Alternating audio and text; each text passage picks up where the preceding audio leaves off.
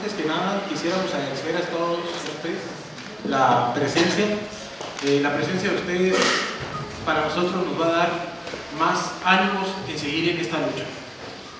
La ponencia de hoy día se llama Científicos desmienten a la PGR. Estamos nosotros dos dando la cara, aunque la investigación esta cooperaron más compañeros. Pero bueno, fuimos dos quienes nos atrevimos a firmar este documento. El doctor Jorge Miguel Arnete y un servidor, Pablo Ugalde Vélez, de la UAM Azcapotzalco.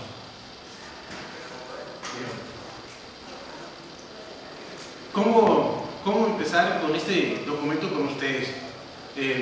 Sería la metodología. Creo que en la conciencia de todos estaba en que era imposible que ahí en Cocula los hubieran cremado. ¿Por qué? Porque la ciencia o el conocimiento natural que tiene la gente que vive en el campo, pues tiene y sabe que cuando ellos incineran un animalito, pues se requiere mucha leña. Entonces, a partir de esos conocimientos naturales, pues nosotros decidimos hacer un conocimiento un poquito más profundo. ¿Qué fue? Pues meterle lo que ustedes ya conocen en los primeros semestres, que es el método científico. Un método sistemático, dinámico, que nos llevara a resultados creíbles. Entonces, por ejemplo, en la primera imagen que nosotros vemos aquí, ese es el basurero de Cocula. Lo primero que se nos ocurrió a nosotros hacer es ver la pendiente. Si por ahí era posible que arrojaran cuerpos y llegaran hasta el fondo. Si vemos la fotografía, tiene muchas irregularidades el terreno ese. Y la circunferencia esa que vemos nosotros ahí, pues es muy pequeña, como de 8 metros. Y el área donde dice que los cremaron, pues es un radio como de 4 metros. O sea, estaríamos hablando ahí en el basurero de Cocula de aproximadamente un cálculo de unos 50 metros cuadrados. Y nos damos cuenta también de que pues hay pequeños arbolitos y otros arbolitos muy grandes, muy verdes, que era imposible que ahí se hubieran llegado a temperaturas de 1600. De entrada, a cualquiera que le dicen que en un área abierta se alcanzan temperaturas de 1600, desde ahí empiezan dudas. No es posible tener una área abierta una temperatura de 1600 grados. Y ahora pues mucho menos si agarramos de ahí pedacitos de madera, ramitas, basurita, plastiquitos, les metemos diésel, les metemos gasolina y todavía viene que si los cremaron con llantas. Y luego pues, si vemos que ellos dicen, no, es un área aquí rodeada de piedritas, y pues esas piedritas no aparecen por ningún lado. Si ustedes arrojan un cuerpo por esa pendiente, pues es muy difícil. Además de que deberían haber quedado residuos pues de cabellos, de piel, de sangre, y si estos cuerpos golpearon en zonas de un poquito de piedra más grande, pues también tendría que haber ahí residuos donde se pudieran tomar muestras para el ADN más que de los que hicieron ahí de los que dan como cremados. Si arrojan troncos por ahí, ustedes van a ver que no van a, si los arrojan por ahí, pues debido a los troncos, unos van a quedar para este lado, otros para otro lado. Además, no van a rodar hasta el fondo porque no es una superficie lisa, se ve que es una superficie demasiado heterogénea. Entonces, lanzar por ahí tronquitos, pues se van a ir deteniendo, tendrían que volver a bajar a esa gente que arroja el tronco y volverlos a arrojar otro tramito y otro tramito y otro tramito. Y si los arrojan y los van dejando ahí, pues se hace un enmarañamiento de troncos ahí, que después eso cuesta más trabajo, pues para llevar todos esos troncos hasta abajo. Entonces, ¿qué es lo que siguió? Hacer el cálculo.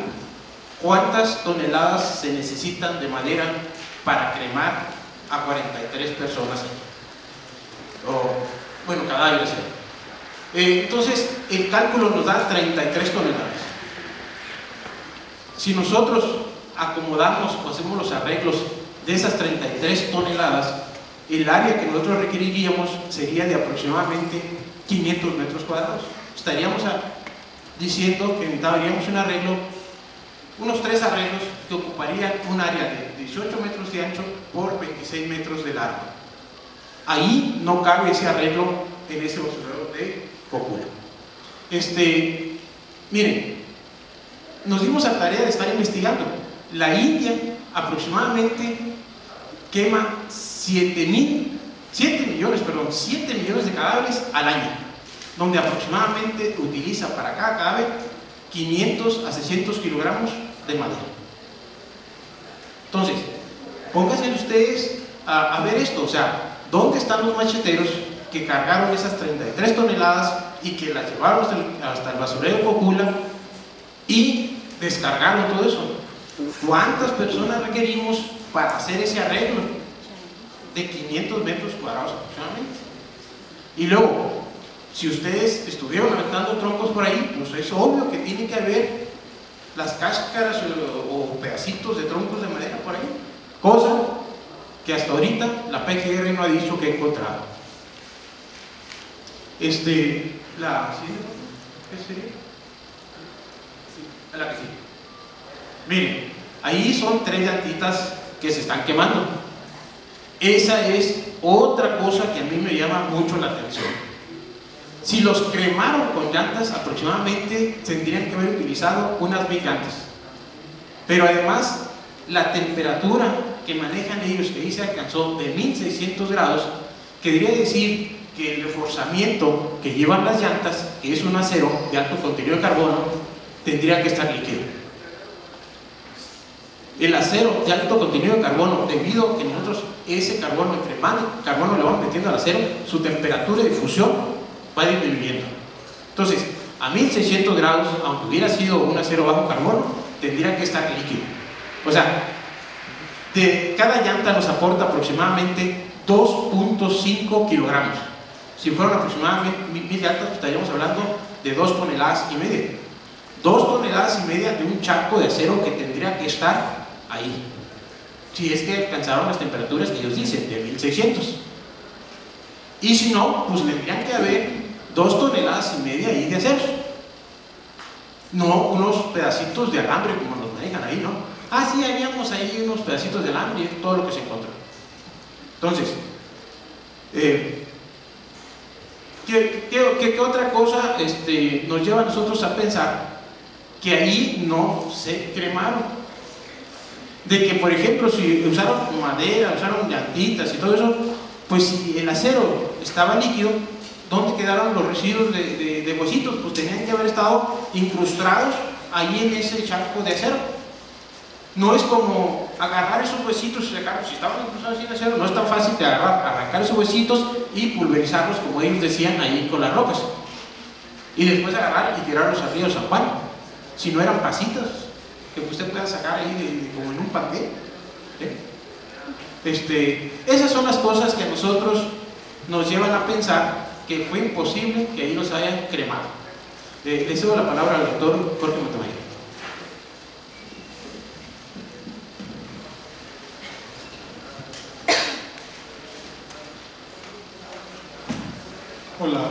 Hola, buenas tardes. Miren,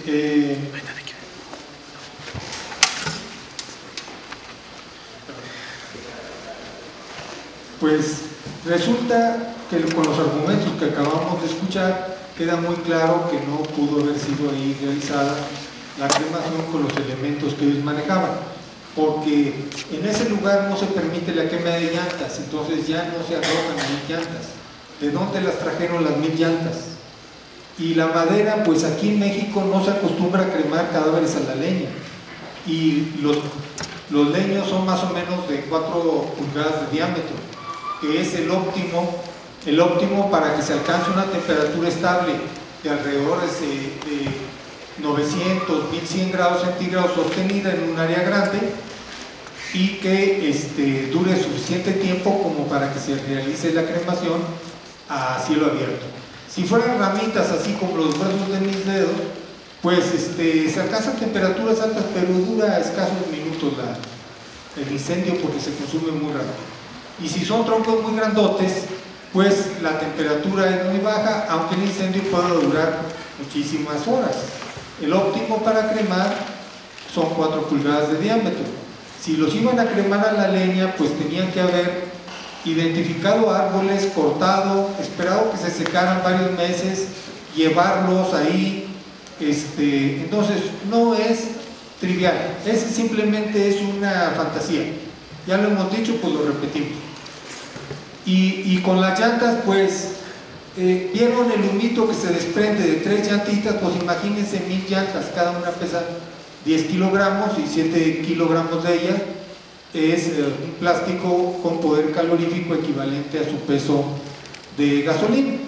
Entonces pues simplemente es realmente increíble. Pues tenían que haber llevado las 1000 llantas, quién las baja, etc. Ahora miren, hay otra situación bastante interesante. Por ejemplo, cuando hablamos de que por aquí tiraron los cadáveres, pues lo primero que uno se pregunta, ¿ah, sí? ¿Y a qué horas fue eso? Bueno, fue como a las 12 de la noche. Y de los videos que pasaron de esa noche a unos 30 o 40 kilómetros o 20 kilómetros de distancia, se ve que estaba totalmente cerrada la noche. Entonces estos señores, como ya dijo el maestro Pablo Ugalde, arrojaron por ahí los cadáveres. Y miren, no son pelotas ni esto es un plano inclinado encerado, no son cilindros tampoco, ¿me explico? Entonces, ¿cómo lo hicieron? Eran parientes de los murciélagos, traían sonar o cómo le hacían, o traían aparatos de visualización tipo militar de infrarrojo, porque tenían que irlos caían para un lado y luego de aquí pues tenían que encontrarlos y luego otra vez aventarlos y otra vez aventarlos y otra vez aventarlos.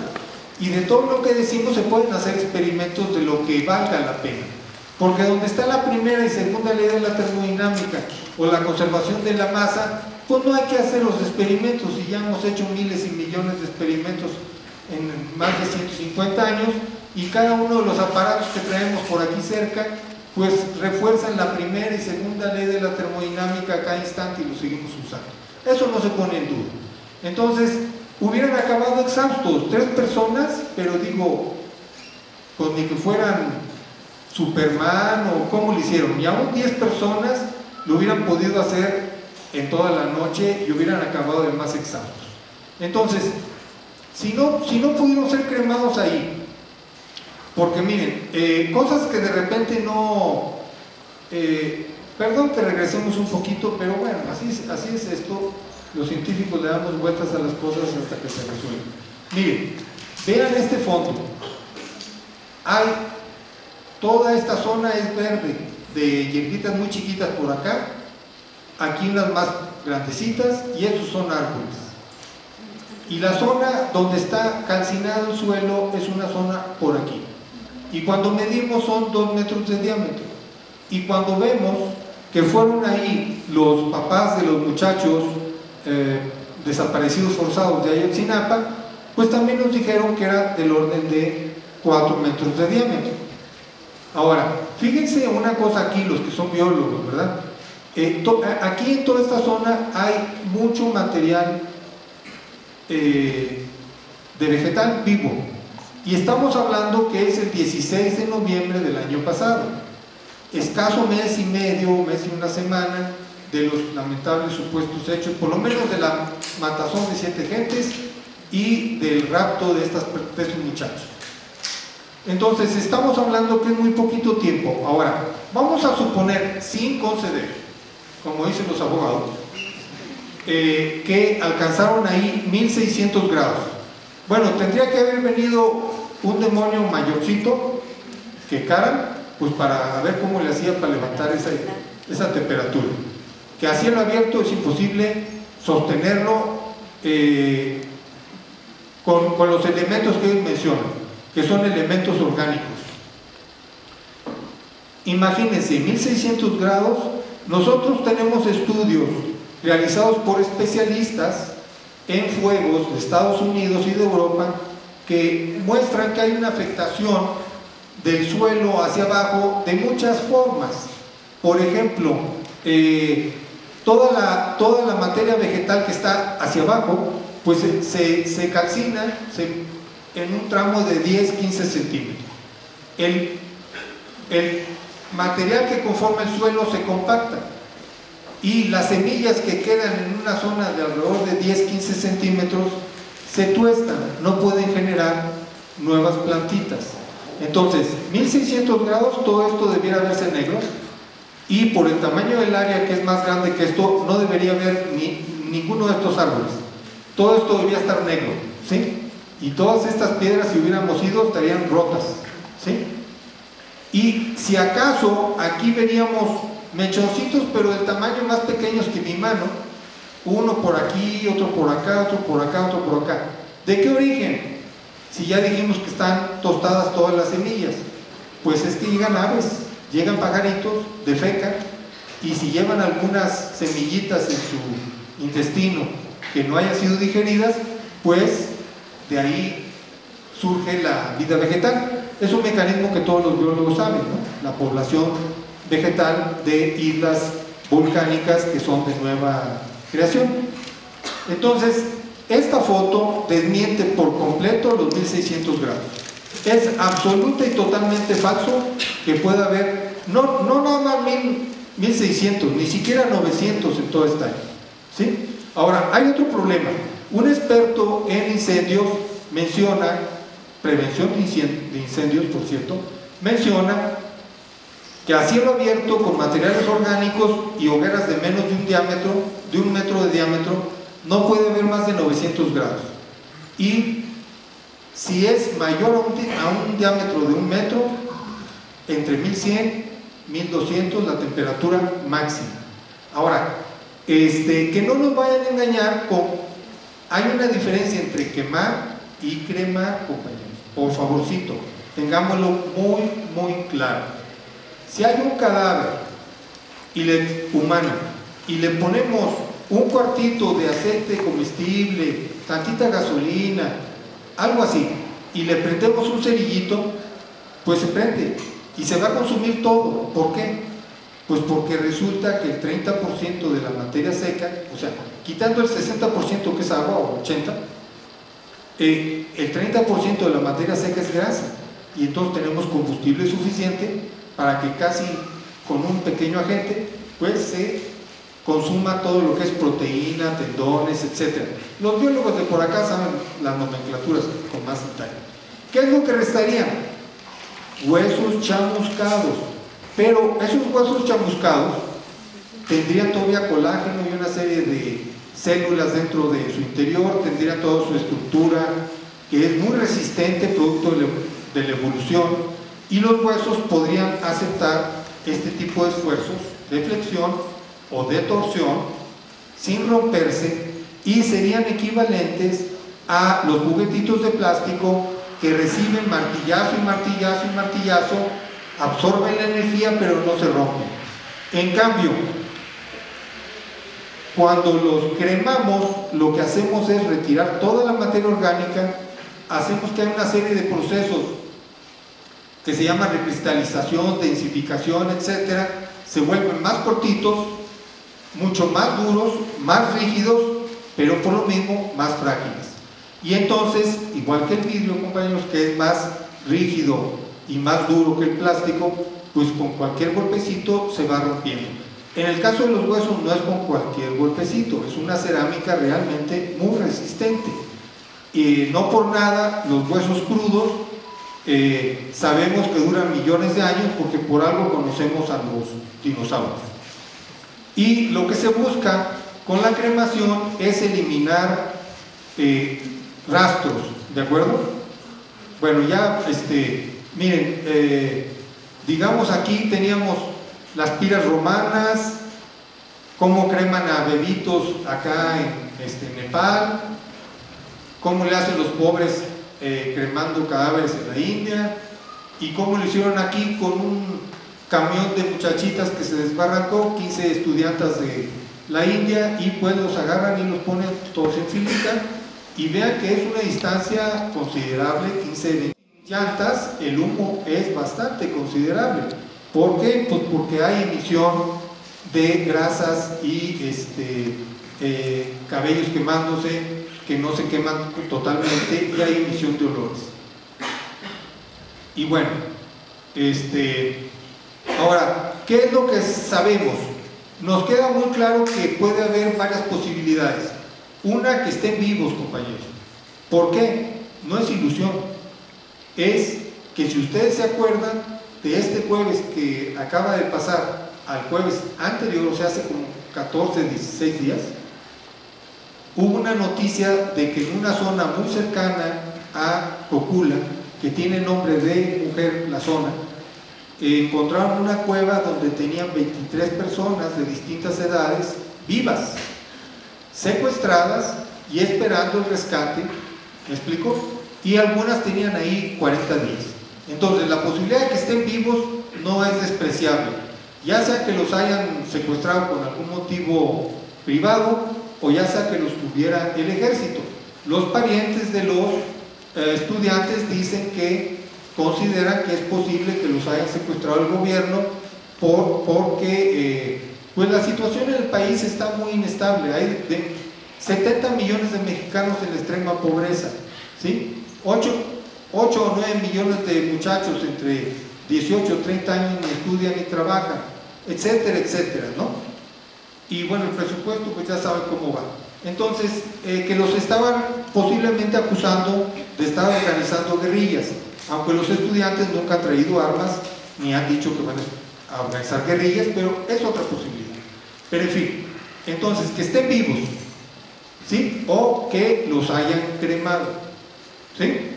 Y si los cremaron, nosotros ya demostramos, fuera de toda duda, el documento no dice altamente improbable, dice imposible, y lo estamos diciendo como científicos.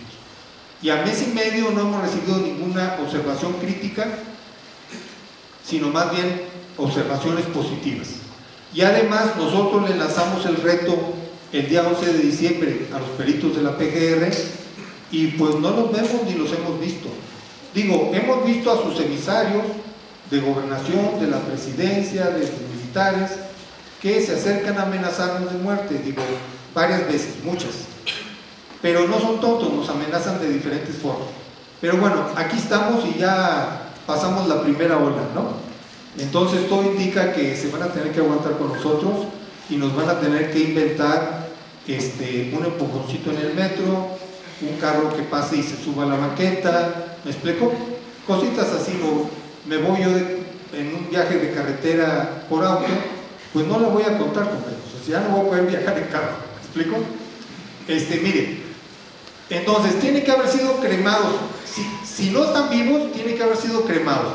Esta es la foto de un crematorio moderno, no es más que una cámara. Esta cosa que estoy aquí señalando es una puerta que sube vertical y baja vertical. Aquí se mete en una charola el cadáver y tiene su control de computadora, los nuevos, y acá arriba tienen un segundo quemador para que los gases de la combustión los puedan calentar a temperaturas todavía más altas y descomponer los gases en moléculas más sencillas de forma tal que no arrojen ni humos ni aromas desagradables. Y aquí abajo hay un compartimiento tal que levantan un poco esta puerta, meten una pala con una pieza vertical, sería como un asadón antiguamente, y jalan los huesos hacia el frente, hay un hueco, ahí los dejan caer por dentro en esta caja y cuando están fríos los retiran. Y aquí, como les decía, meten el cadáver en un cartón normalmente desnudo. Y por dentro hay un montón de quemadores, lo más sencillo es gas, es lo más simple, es lo que permite más control. Y adentro de esta cámara, pues las variaciones de temperatura no son más de 10-15 grados en todo el volumen, son como 2,20 metros de largo y como 1,5 metros de alto. Nada más levantan tantito, arrastran las harinitas para acá y los huesitos y meten otro cadáver. Con una de estas cosas pueden cremar del orden de 4 a 5 cadáveres por turno de trabajo de 8 horas. Así que se necesitarían, en general, en los crematorios que no son muy grandes como el de Félix Cuevas, pues tienen 2 unidades en cada funeraria, y estaríamos hablando de que implicaría de 4 a 5 días trabajando todo el día para cremar 43 cadáveres. Ahora, aquí tenemos 2 posibilidades. Una, que hayan sido totalmente crueles, así como los nazis, los hayan tenido vivos y los vayan metiendo para que no apesten, porque los cadáveres apestan con ellos, y que los vayan metiendo así. Eso significa un control del entorno muy grande.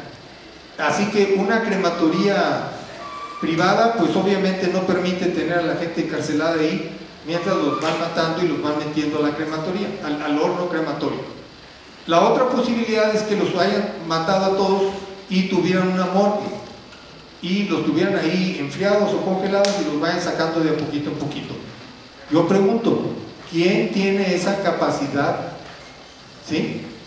Porque yo no sé ustedes, pero si yo fuera dueño de una funeraria y me llegan con 43 muchachos y me dicen que los van a cremar ahí, yo le digo, mira, yo no, bueno, si no fuera yo, a mí no me asusta, pero si fuera una gente normal, pues ¿qué diría uno? Mira, te escrituro, te firmo aquí está, ya es tu funeraria, tú encárgate de ello, yo no quiero saber nada, yo quiero seguir vivo. ¿Me explico?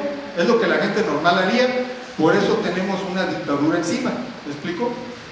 Bueno, entonces, ¿qué significa? Fue el ejército lo más probable si están muertos. ¿Sí? Ahora, ¿el ejército dónde y cómo? El ejército lo puede hacer en sus campos crematorios que tiene.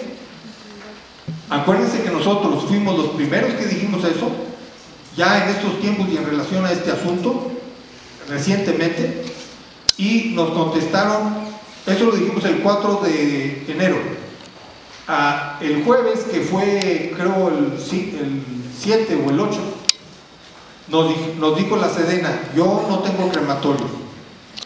Inmediatamente me hablaron de la jornada, quiere desmentir, yo le dije no, mejor me pongo en contacto con San Juana Martínez, y les mandamos un documento el domingo 11, ¿sí? Y hablamos con un amigo mío que se llama José Francisco Gallardo, que es general, que es gente de derechos humanos muy reconocido, estuvo 9 años en la cárcel militar por defender la necesidad de que respetaran los derechos humanos también dentro del ejército. Y pues Gallardo me dijo, no hombre, pues si yo he metido las manos y yo estuve en el campo militar número 1, y si mucho me joden, yo les digo dónde más tenemos campos militares, crematorios en los campos militares. Y yo he hablado con exsoldados, entre comillas, compañeros, porque a menos que los den de baja deshonrosa, siempre son soldados hasta que se mueren. Entonces, si la gente es asada, si alguien sabe que algún soldado me dijo algo, pues lo refunden en la cárcel si bien le va, y si no, lo meten a que conozca uno de estos por dentro, ¿sí? Que es lo mismo que me dijo el general Gallardo, que cuando lo tenía en la prisión, seguido lo amenazaba con que le iban a meter a uno de estos. ¿Me explico? Bueno, miren, ¿cómo salen los restos? Esta es una muestra representativa del campo de un crematorio de Auschwitz. ¿Se acuerdan que se acaban de cumplir 70 años de que fueron liberados por el Ejército Rojo de la Unión Soviética? ¿Sí? ¿Se acuerdan? Ok. Más o menos en un crematorio normal sale la misma distribución de huesos. Noten la coloración bastante homogénea.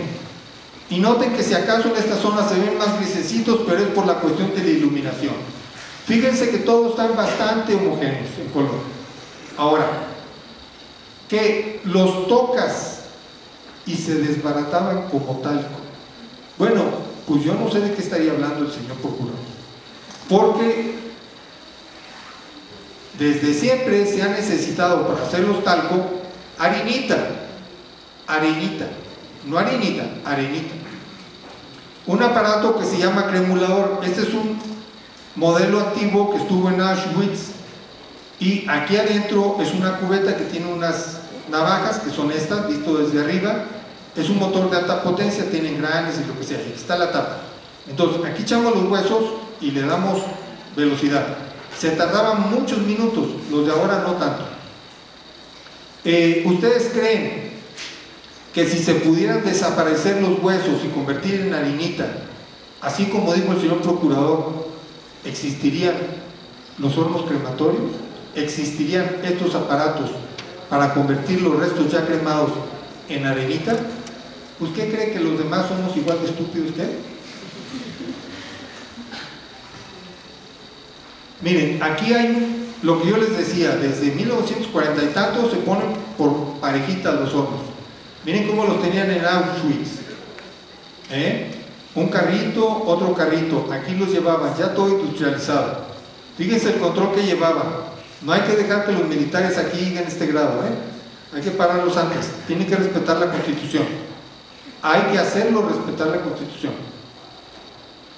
Miren, aquí los huesitos y este medalloncito con claves estaba aquí en esta esquinita, ¿sí? ¿Cómo son los cremuladores de ahora? ¿Cómo le hacemos ahorita? Miren, aquí con una espátula y lo que sea, hay un señor muy atlético con una pequeña barriga, ya está aventando los restos, ¿sí? Ahora, fíjense cómo nuestros restos de nuestros parientes no van contaminados con nada, son puras cuestiones bien higiénicas. Perdón, ¿qué tiene aquí el señor este de por aquí? ¿Qué será esto? Creo que es un cigarro, ¿verdad? O sea que las cenizas van bautizadas con cenizas de tabaco, ¿sí? Bueno, ya lo meten ahí y le dan de todo lo que pueden. Son más de 400 voltios, mucha potencia. Miren, tenemos que hacerlo como medio tragicomedia porque el asunto es demasiado duro y no quiero que aquí empiecen a chillar ustedes. ¿Cómo quedan los restos? Así, compañeros, miren. Aquí hay un huesito, aquí hay otro huesito, aquí hay otro huesito, huesito, tierrita. ¿Qué es lo que nos entregan? La pura tierrita. ¿Qué hacen en los crematorios? Agarran un colador, compañeros. Digo, pues es que uno, a ver, ¿quiénes son científicos aquí? Pues yo también, acá también. Entonces, ¿quiénes son universitarios? Todos. ¿Sí? Aquí cuando se recibe la gente hace un juramento. Entonces, cuando hacemos la investigación la hacemos a fondo. A fondo. Entonces, cuelan todo este residuo y se quedan con los huesitos más pequeñitos que son muy difíciles de pulverizar, costaría demasiado dinero. Entonces, hay estándares internacionales. Esos huesitos los van juntando en un saquito. Y esos huesitos no se van benditos ni guardados a ningún lado. Nadie le echa misa ni nada. Se van a la basura, ¿ok? Esa es la realidad completa. Es lo que uno aprende cuando uno está resolviendo un problema, ¿sí? No éramos expertos, ahora somos expertos. Si muchos nos apuran, les ayudamos a diseñar los crematorios. Pero mejor les enseñamos a diseñar parques, ¿no? Hospitales, lagos, a recuperar lagos. Les enseñamos cómo hacer fuentes alternativas de energía que no contaminen. Les enseñamos cómo se puede gobernar sin robar, sin matar gente. Mejor les enseñamos lo que es una cultura de la vida, no de la muerte. ¿Qué les parece? Miren, luego nos dicen el 7 de noviembre lo de la Cheyenne, porque es un asunto muy serio, no me estoy burlando, pero hay que ver un poquito de... Somos cultura de la vida, ¿sí? Aquí nos dicen que hay unos sicarios y que aquí los fueron bajando y que algunos ya estaban muertos, 15 y había 28, etc. Fíjense qué curioso. A mí me llevan, yo no sé ustedes, pero yo borreguito no soy. Me llevan por un camino después de que balacearon a mis compañeros, me balacearon a mí, me golpearon, me agarraron a la fuerza, me llevan en un camión, me llevan amarrado y me dicen, bueno, ¿cómo le hacemos? Desamarrados 2, 3. A mí en cuanto me desamarran, yo no sé qué harían ustedes. Yo no les ayudo a bajar a los demás. Si está oscuro, compañeros, si está como a las 12 de la noche, yo agarro y le corro, pues a ver si me pegas, güey. ¿Me explico? Con la metralleta. Pero supongamos que todos estos son corderitos. Y yo nomás les diría, Hay un dicho que en inglés dice, rise and rise again becomes the lamb into a lion. Somos un país de borregos. Bueno, caramba, caer y caer a los borregos al final los tiene que enseñar a convertirse en leones, por el amor de Dios. Leones con la Constitución en la mano, pero estos señores se tienen que ir, los tenemos que hacer que se vayan. Presidente, todo su comité de secretarios, etcétera, la Marina, etcétera, los tenemos que hacer que se vayan a otro lado. No obedecen la Constitución, es mi opinión. Entonces los ponen aquí, supongamos paraditos ahí, a todo dar, y luego los afusilan con ametralletas. Yo lo entiendo, porque si ponen a 28 y nada más rodeados por 3, una de dos, o se te escapan gentes, o te balaceas entre ti mismo, porque pues yo le voy a balacear para allá y los otros de allá para acá, pues, o cómo lo hacemos. ¿Me explico? Son cosas muy estúpidas. O sea, de plano yo no sé si el señor procurador estaba drogado o estuvo mal aconsejado o no contrató a alguien que hiciera novelas de fantasía o de horror o de suspenso. Le hubiera dicho, oye, piénsale un poquito, ¿no? Por favor. Lo que pasa, compañeros, que estaban acostumbrados, es la primera vez en la historia de México que un grupo de científicos, apreciando la dificultad del problema, la cercanía de que estábamos en caer en un país con una dictadura militar, nos atrevimos a decirles basta y a ponerlos en ridículo con la ciencia. Hicimos un reporte que todo el mundo puede entender, según nos dijo un muchacho de Ayotzinapa, de la misma normal, que nos dijo, doctor, en otra conferencia, está muy clarito, va a los asuntos centrales y hasta un niño de primaria lo puede entender. Si los de allá arriba no lo quieren entender, es por eso. No lo quieren entender porque no les conviene. Miren, aquí me trajeron a 28. Bueno, se impregnó la tierra, ahí cayó el sangrero. Son 4 a 6 litros por persona, compañeros.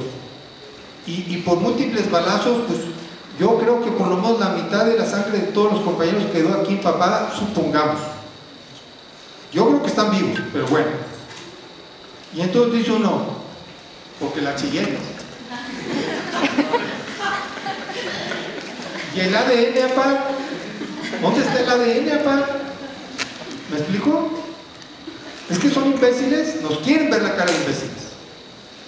Nuestro pueblo está pobre, mal alimentado, pero el pueblo es inteligente y nuestro pueblo es valeroso, y ya lo demostró con todas las movilizaciones que ha venido haciendo acerca de Ayotzinapa.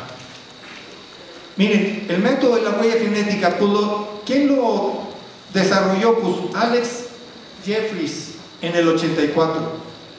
¿Para qué se utiliza? Pues para distinguir una persona de otra. Y pues miren, la huella genética se utiliza en la medicina forense. Se supone que aquí era un asunto forense, para identificar a los sospechosos con muestras de ¿qué? Perdón, esto, la primera palabra de plano no la entiendo.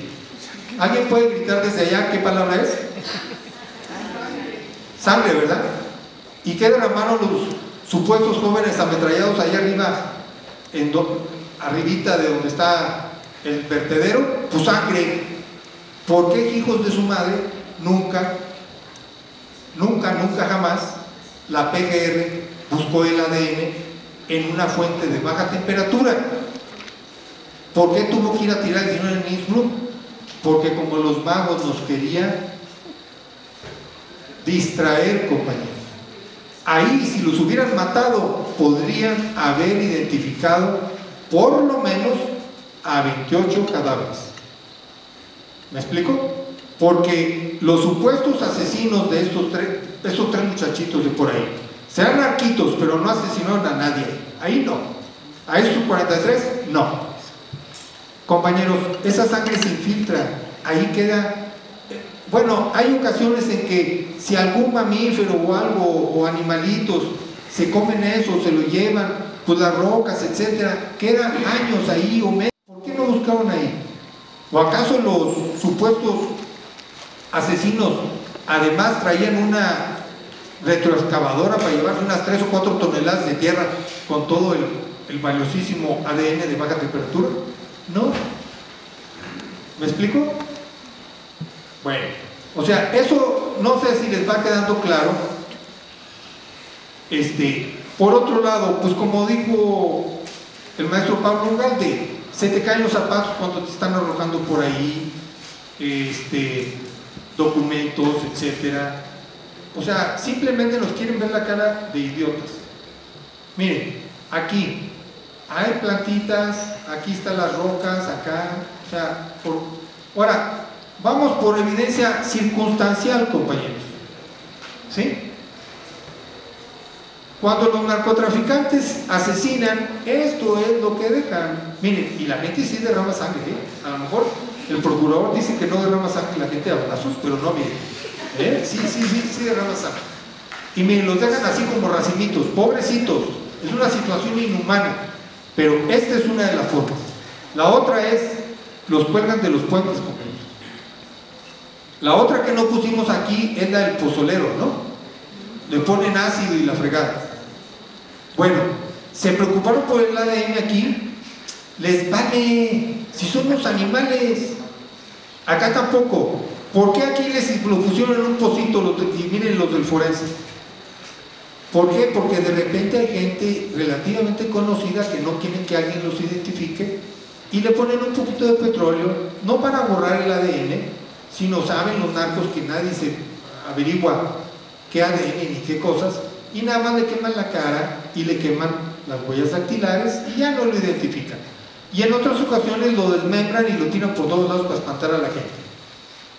Yo le he preguntado, y Pablo igual, a muchos reporteros que nos han entrevistado, de los 25,000 que se conoce más o menos, que han sido muertos en luchas entre narcotraficantes por la defensa de un mercado me refiero a un barrio donde venden, etcétera, las rutas, un solo caso en donde los narcotraficantes hayan calcinado un cadáver, no se conoce uno solo. Entonces, por donde se le busque, todo apunta en la misma dirección. ¿Sí? Ahora, yo les recordaría que más o menos, digamos que a partir del 4 de enero, que nosotros fuimos los primeros que dijimos, y pues valdría la pena que no lo olvidaran con ellos. Dijimos, estamos en una situación muy peligrosa, el ejército está actuando como personero de las compañías privadas mineras, van a impedir que haya protestas con respecto al petróleo, que muestran que no recuerda lo que él mismo dijo hace algunos meses o un año. Pero él dice, solo hay 2 caminos en este país. Él dice, respetamos a los que no quieren ir a votar, pero en México solo hay 2 caminos: las armas o las elecciones. Y yo le diría, no señor, no es cierto.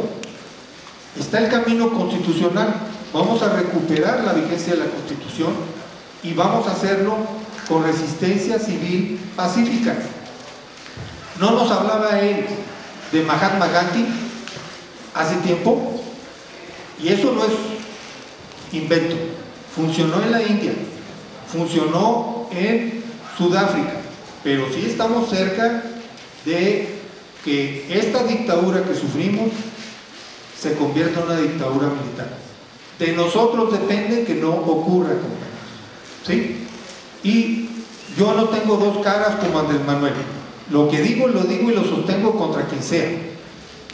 Si una cosa es cierta, es porque tenemos los pelos de la burra en la mano. Entonces, yo corrijo al señor López Obrador y le sugeriría a sus seguidores que le digan que por favor no le haga el servicio al sistema que nos oprime, porque hay un tercer camino, es con la Constitución en la mano y con acciones pacíficas. Y hay que respetar a la gente que no quiere votar, así como hay que respetar a la gente que sí quiere votar. ¿Ok? Digo, es mi punto. Miren, para que vean más o menos el efecto de manejar la termodinámica en forma muy sencilla, a que lo pueda entender todo el mundo, vamos a ver la repercusión. Miren, aquí dice: los 43 pudieron haber sido incinerados en crematorios del ejército, especialistas. Viene una foto de una servilleta y este fue del 4 de enero, una entrevista que me hizo San Juana Martínez, ¿sí? Y fíjense aquí, share 64K, son electrónicos. En Facebook 51.6K y en Twitter 6,000. Bueno, me informaron que estas cifras rompieron récord electrónico en toda la historia de la jornada que tiene servicio electrónico.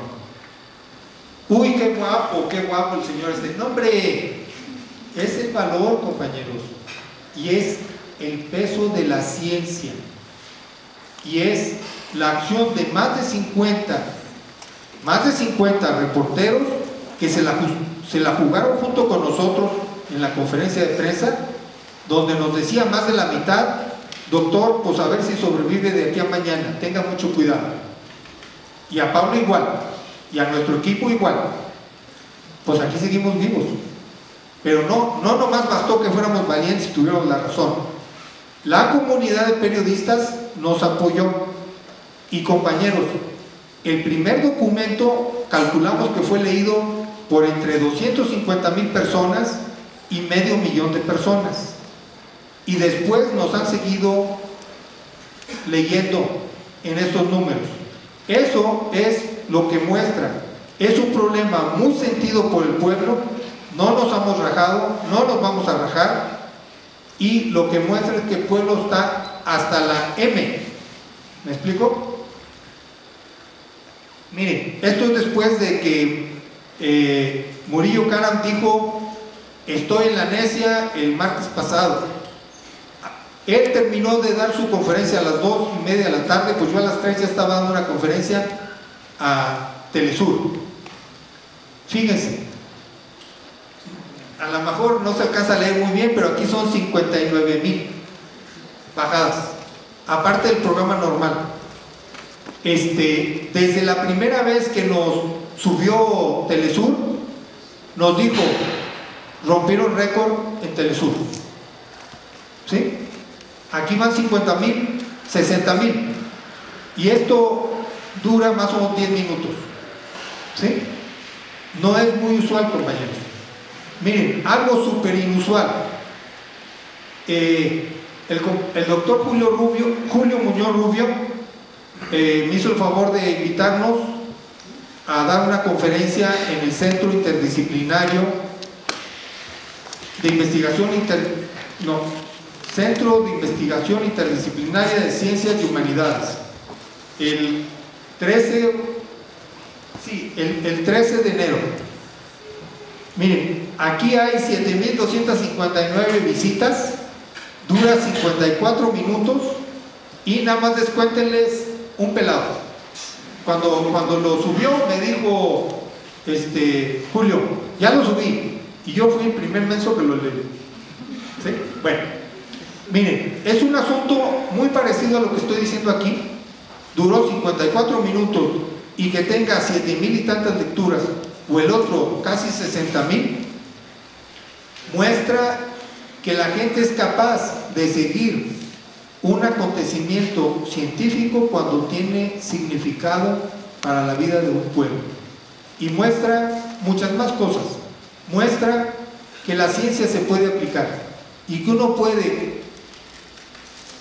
coadyuvar a sectores de nuestro pueblo en la defensa de sus legítimos derechos, y que no necesita uno hacer lo que más quisiera el gobierno: agarrar un arma para defender nuestros derechos. Hasta ahorita hemos mostrado que se les pudo dar para atrás con esa situación. Miren, por ejemplo, este segmento dura 15 minutos y tuvo 6,000 visitas. Aquí la introducción, 4,000 visitas. ¿Sí? ¿Qué les quiere decir eso? Son los documentos que hablan de un asunto académico, pero que toca una fibra esencial de nuestro pueblo, del interés de la vida, y son los documentos que más se han leído. Yo lo que les diría también es, no piensen que nos la pasamos en la grilla. Nosotros casi nunca estamos en esto, pero había que estar. Miren, aquí hay el nombre de un artículo científico que acabamos de publicar. Fue en octubre del 2014, por cierto, avances en investigación del envejecimiento. Y es la segunda ley de la termodinámica aplicada a la duración finita de sistemas vivos que disipan energía y que realizan ciclos. Y pudimos explicar por qué las mujeres en promedio viven un 5%, un 7% más que los hombres. Y bueno, aquí estamos de control. Entonces, bueno, nada más eso es lo que yo les quisiera decir. No sé si haya preguntas o cuál va a ser la dinámica que nos informe.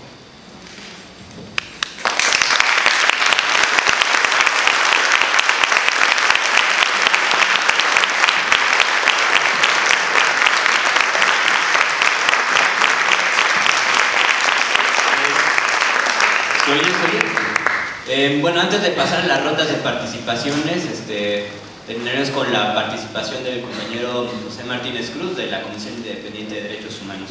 Después de eso organizaremos una ronda de participaciones, ahorita vemos los detalles, que seguramente serán participaciones tanto en cuanto a preguntas, cuestiones técnicas, como algunas valoraciones de corte político. Entonces,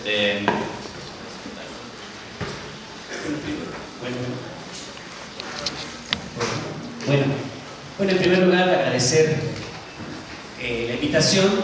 En segundo lugar, por supuesto, también agradecer esta valiosa aportación científica que nos han expresado, nos han compartido los compañeros investigadores.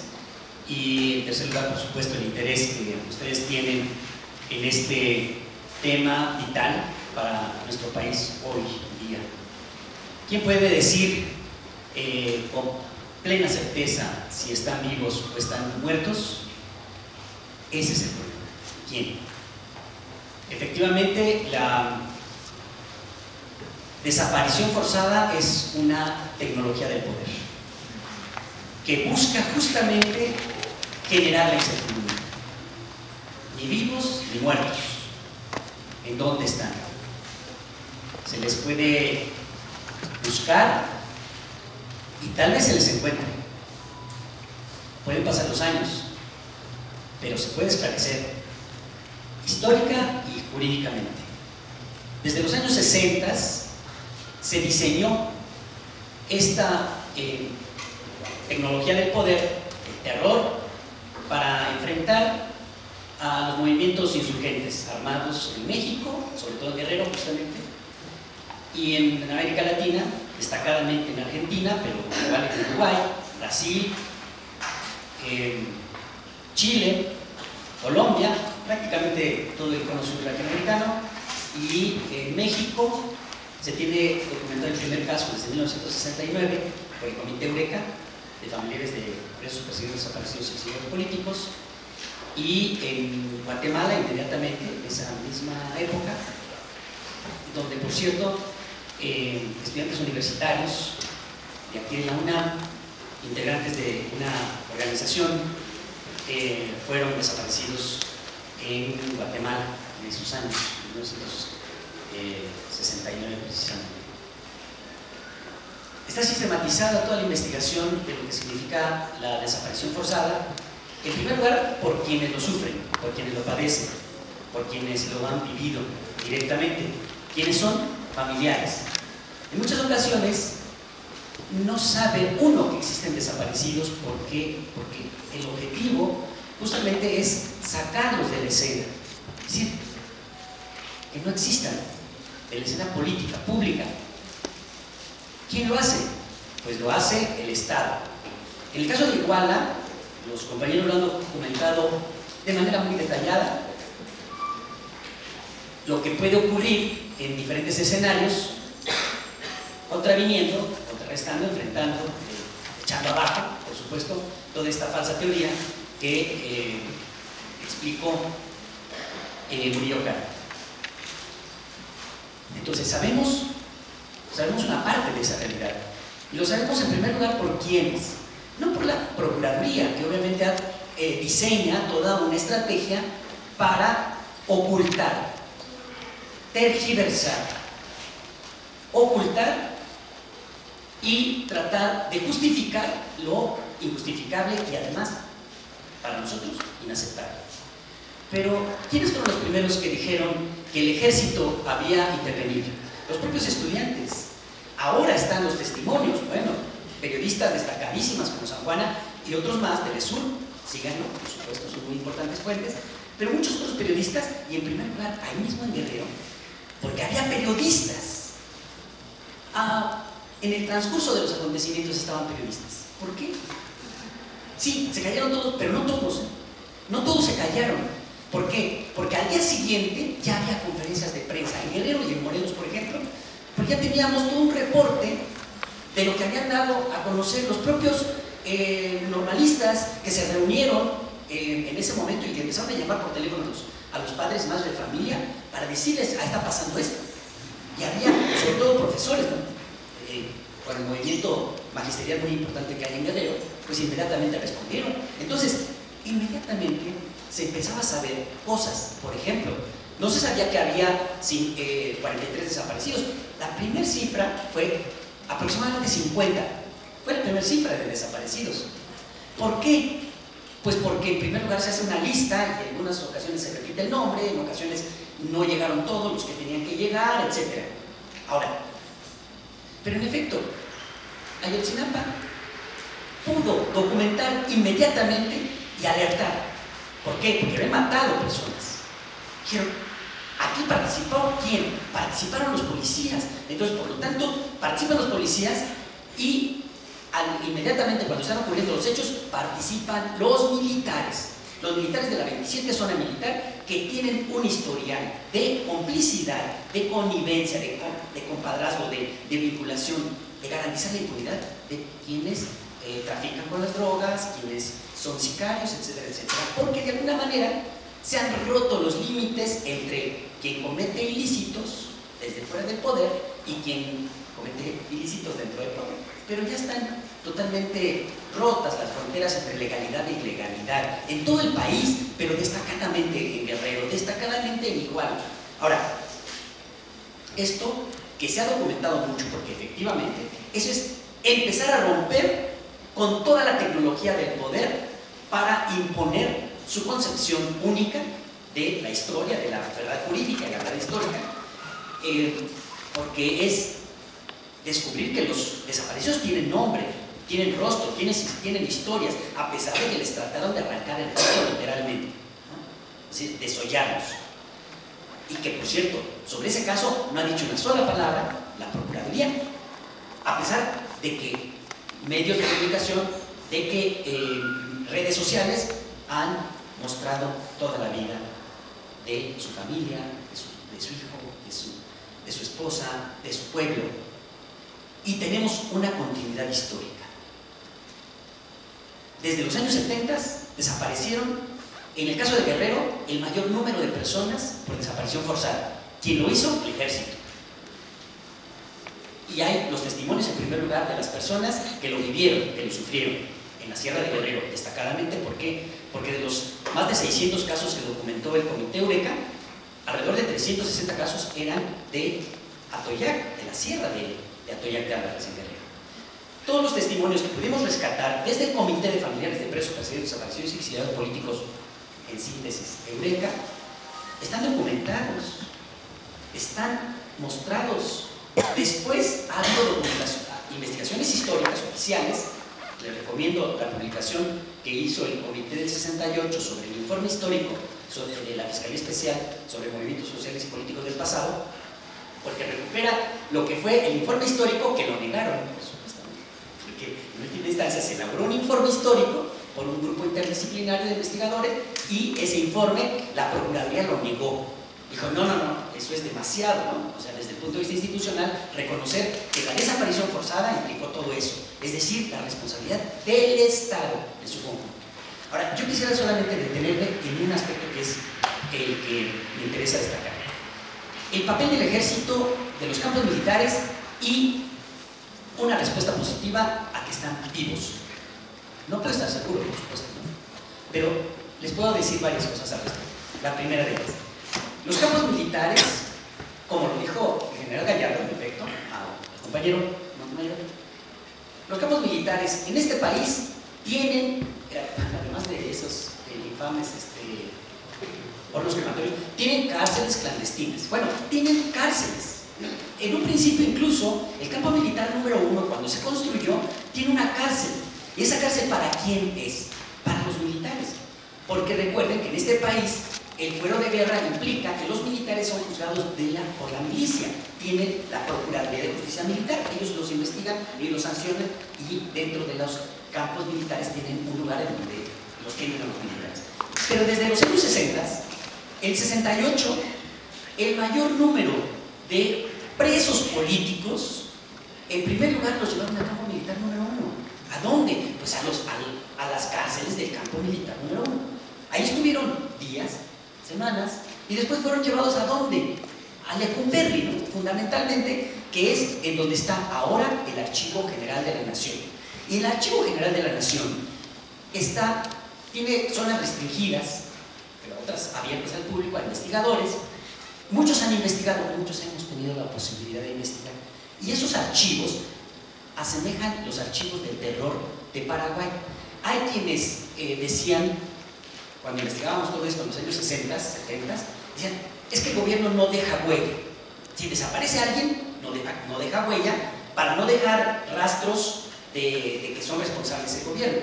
Bueno, sí deja huella, porque no todo, aunque todos los sólidos se desvanecen en el aire, como dijera Marx, pero es posible buscar esa huella científicamente, históricamente también, ¿no? Y digamos, interdisciplinariamente se puede complementar desde el punto de vista científico, desde el punto de vista histórico y político, ¿no? Por supuesto.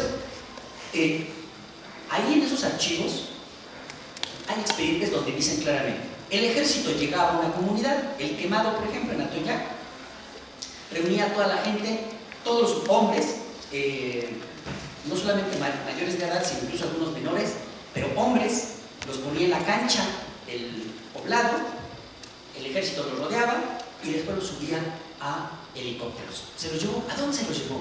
Se los llevó al campo militar vivo todavía, pero muchos más vivos, en donde decían claramente, nos llevaron. ¿Por qué? Porque había habido un enfrentamiento entre la guerrilla de Lucio Cabañas y el ejército, y la guerrilla, que no estaba coja, tenía armas, les tendió una emboscada y mató militares.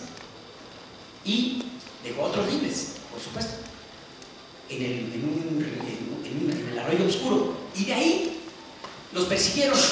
El ejército persiguió a los guerrilleros, pero enfrentarse a guerrilleros es una cosa, porque implica posibilidad de que caigan de un lado y de otro.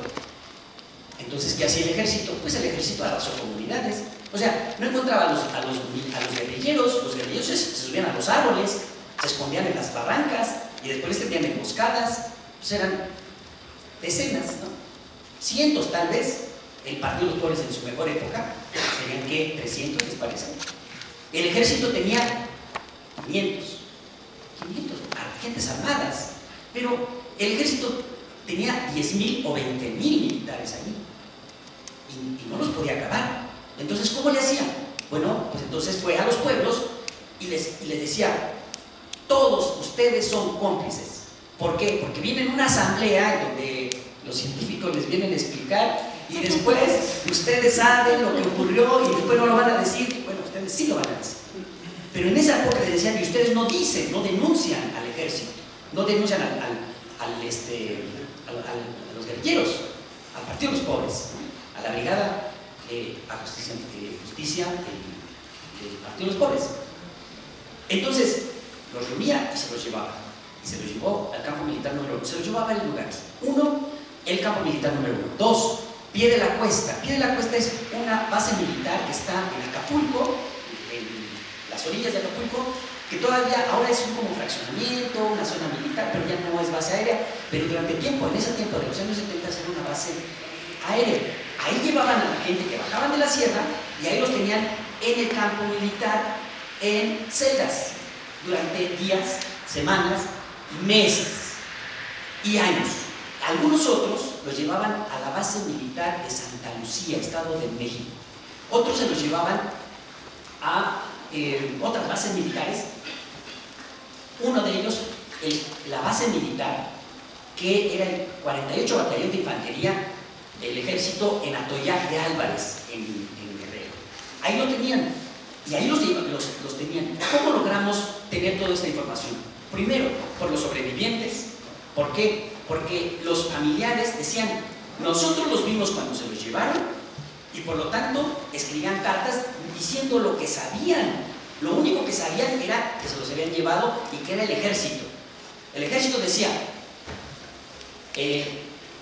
bueno, los llevamos porque son guerrilleros. Y su parte era, se detuvo a unas personas armadas. No eran armados, no estaban armados. Pero bueno, en algunos otros lugares llegaba el ejército y los reunía en el pueblo, y en ese pueblo el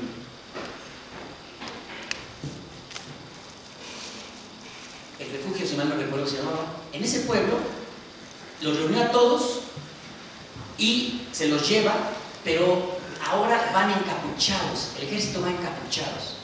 Eso de que se encapuchan no es tan reciente, ¿eh? Desde los años 70 llegaban y se encapuchaban y gritaban, ¿saben qué? ¡Viva Michoacán! Por cierto, estaban en Guerrero, decían ¡viva Michoacán!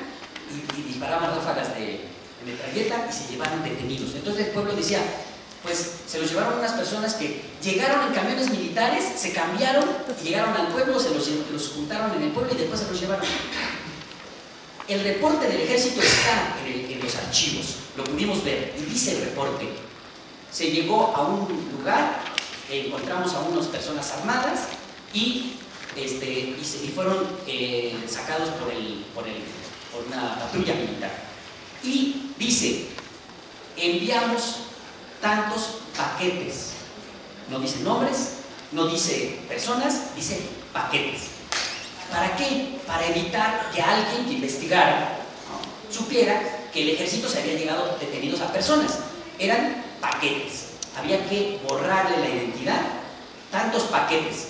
¿Quiénes eran esos paquetes? Justamente el número exacto de personas que se habían llevado de esa comunidad.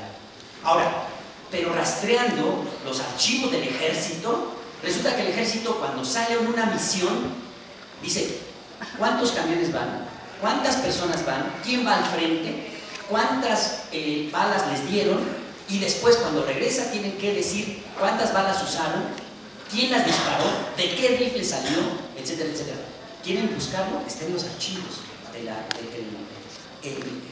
Archivo General de la Nación, están todos esos documentos. Y si quieren no ir al archivo y quieren ver este documento que está publicado, ahí vienen incluso la relación exacta de lo que ocurrió. Entonces, claro, efectivamente, todavía hoy siguen utilizando esa misma tecnología del poder. Les pongo un ejemplo reciente. En Morelos, la 24 zona militar es utilizado igualmente para detener, torturar y desaparecer personas. Lo han hecho históricamente, pero hace poco tiempo, 3 años, detuvieron a unos jóvenes que estaban peleándose en un bar, en una fiesta de Cuernavaca, la fiesta del pueblo. Estaban peleando y al pelearse llegó la policía y los detuvo porque estaban peleando, estaban borrachos. Entonces la policía los detiene y detiene a unos y los golpea, pero los golpeó tanto que quedaron muy mal, muy graves por golpearlos. Entonces la policía dijo, ¿y ahora cómo salgo de esta? No, Policía Federal, vengan, estos muchachos dicen que son narcos. Gritaron que ellos eran de la familia michoacana. Entonces, yo, como son delito federal, mira, te los entrego. Entonces llegan los federales y lo ven y dicen, estos están, ¿qué pasó, no? Bueno, es que se estaban peleando entre ellos. Ah, bueno. Entonces dicen, no, esos se están muriendo. Ejército, oigan, ven, tengo unos narcos, llévatelos porque hay un operativo conjunto y entonces el ejército tiene que llevarse a los narcos. Entonces el ejército llega, una partida militar, y llega, a ver, oye, ¿cómo me lo estás entregando? Bueno, súbanos. Y el parte, ¿dónde está? Luego te lo doy, ¿no? Les estoy hablando del expediente, ¿eh? No estoy haciendo historias. Les estoy hablando de lo que leímos, de los legajos de expediente, que todo eso está ahí documentado porque se pudo investigar. Entonces, se los llevan a la 24 zona militar. Llegando a la zona militar, los golpean, los torturan y llevaban a dos. A uno le aplican toques eléctricos, ¿no?, en la caballeriza y muere. Yetro Ramsés Sánchez Santana. Cuando está muerto, el militar le llama a su jefe, le dice, ya no respira. Entonces el jefe le dice que venga el paramédico, llega el paramédico, lo revisa, ¿no? O sea, sus signos vitales ya. Bueno, entonces el jefe le dice, ya sabes, llévatelo. ¿A dónde? Lo saca. ¿A dónde? A Puebla. Lo suben en unos camiones y se lo llevan a Puebla, no, se lo llevan al monte, al bosque, a él. Y al otro, a Horacio. A Horacio, igualmente, ya casi a punto de que lo mataran, le dijeron, este llévatelo para Coatetelco, para el sur de Morelos. Lo suben en otro camión y se lo llevan. Llegando al sur de Morelos, lo tiran, y cuando lo tiran, está vivo. Entonces el militar duda, ¿qué hace? ¿Lo mata o no lo mata? Y él lo ve al militar y le dice, vete de aquí y no digas qué pasó, porque ya tenemos tu dirección, tu nombre, toda tu familia, y te vamos a matar. Así que tú no digas nada de lo que aquí pasó, porque a mí me van a matar, dice el militar, como los militares dicen. Y lo dejó ir. Él se fue y se comunicó con la familia y le dijo, sí, yo andaba con él, con Yetro, pero pues ya no sé dónde está.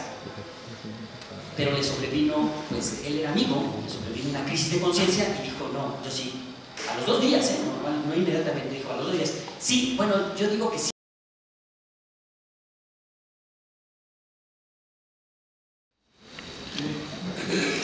Miren, nosotros entregamos el documento a Román Hernández, que es de La Chinoya, y en propia mano a Omar García, y hablamos con ellos. Entonces lo que quedamos es que si era necesario, nosotros íbamos a ser peritos y firmábamos ahí con ellos, etcétera. Les entregamos documentos firmados, mantenemos comunicación con ellos, no hay ningún problema. Y lo de los peritos argentinos, ellos sí son peritos oficiales, ¿sí? Se consideró que lo más adecuado es que nosotros tuviéramos fuera, y fuera una posición estrictamente científica, neutral, para que si la PGR nos llamaba, pues también pudiéramos ser peritos por ese lado. La PGR nunca nos llamó. Ofrecíamos que ahí estaba el documento, les invitamos a los peritos de su lado a que pudieran tratar de desmentir algo, nunca ha sido el caso.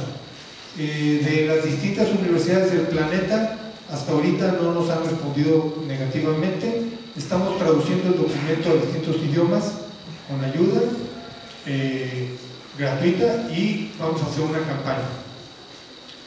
En cuanto a Alexander Mora, nuestra idea es muy sencilla. O sea, Alexander Mora, pues no somos magos, somos científicos. ¿Por qué fue él? Pues quién sabe.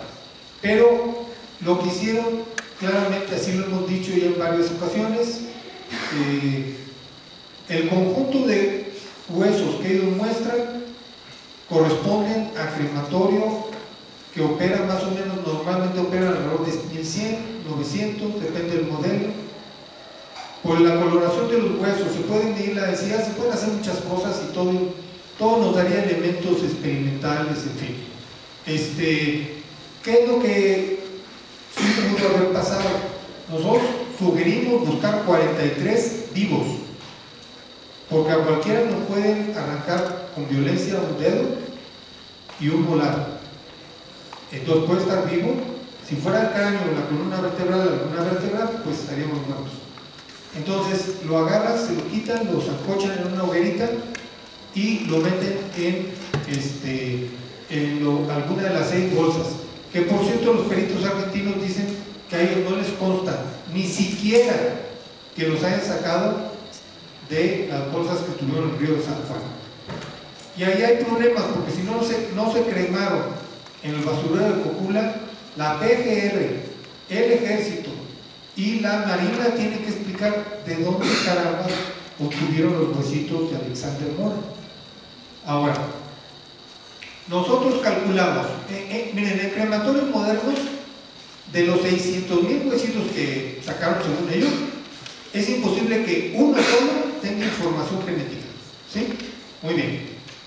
En una fogata, normalmente alguno de los extremos, una quijada o algún fragmento del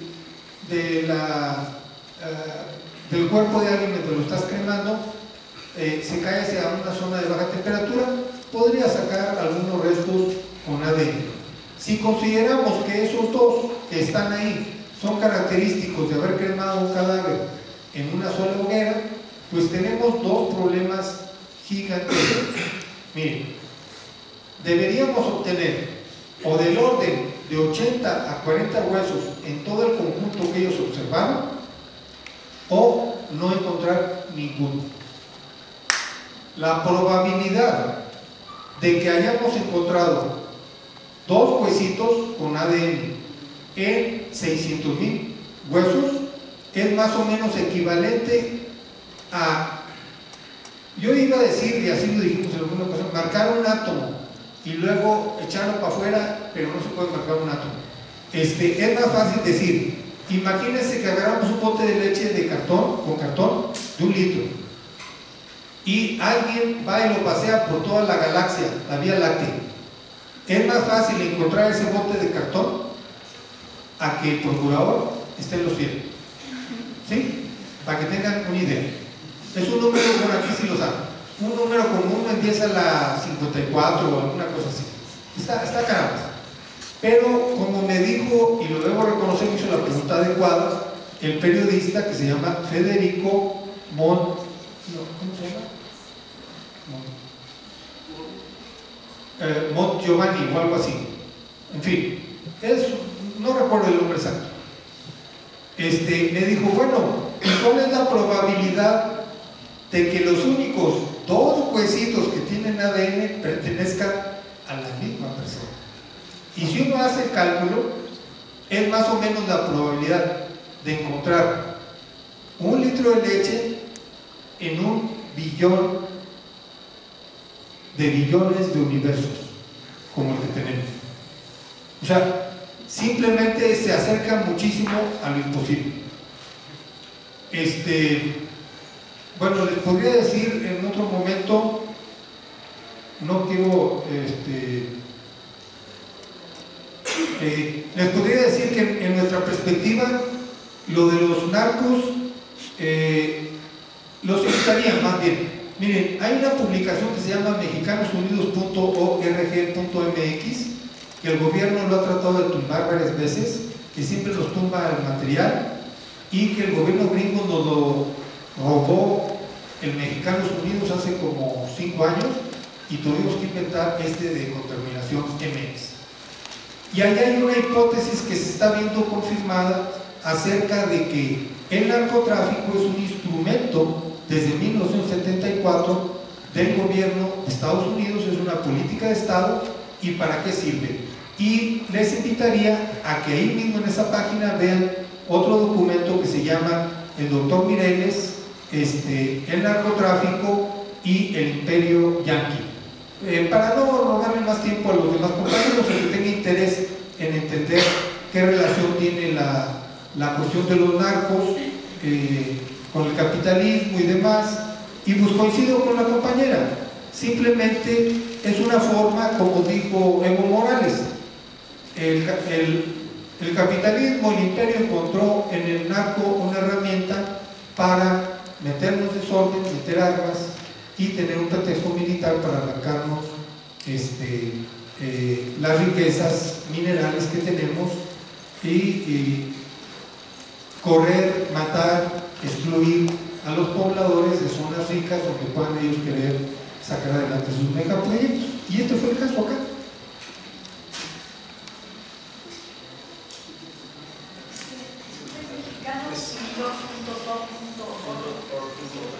mexicanosunidos.org